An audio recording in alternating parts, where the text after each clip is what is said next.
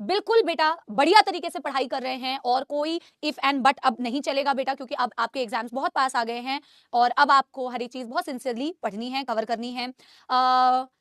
मैं क्या बोल रही थी, हाँ, अभी पहली बात तो क्लास में ही जो पढ़ाया जा रहा है उसको आपको अच्छे से पढ़ना है। रिवीजन चालू किया आप लोगों ने, साथ साथ में आप लोगों ने अपना खुद का रिवीजन प्लानर बनाया?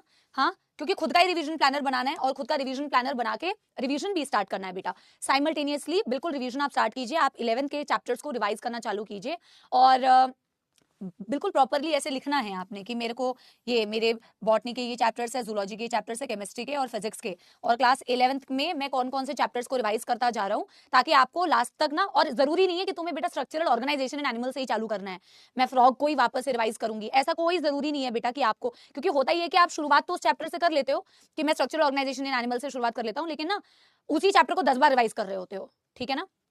टाइम आपको खुद ही मैनेज करना है ना बेटा, but time you have to manage it somehow. आपको शेड्यूल में अपने रिविजन्स को भी ऐड करना है।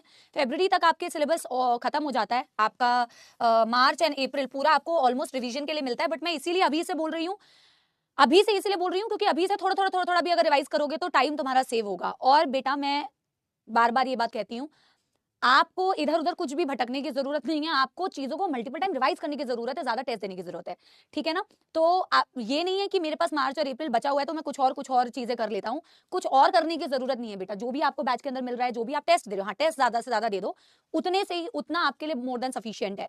जो बच्चा जितनी ज्यादा बार खुद से चीजों को बेटा पढ़ेगा, टीचर्स के पढ़ाने से केवल आपका बेटा, टीचर्स ने तो पूरे साल भर आपको पढ़ा दिया, लेकिन अब आप उन चीजों को कितने अच्छे से रिटेन कर पाए, आपको कितने अच्छे तरीके से याद है, कितने अच्छे तरीके से क्वेश्चन सॉल्व कर पा रहे हो, वो ही आपके एग्जाम हॉल में बेटा डिफरेंस क्रिएट करेगा। सो इट्स बेटर कि आप अपनी रिविजन बहुत अच्छे से करें, ठीक है। आवाज कम है क्या?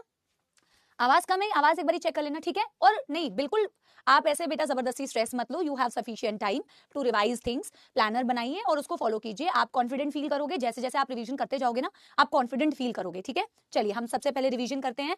ये टेलीग्राम चैनल है मेरा, वॉट एवर #समाप्ति एक्सप्रेस। सबसे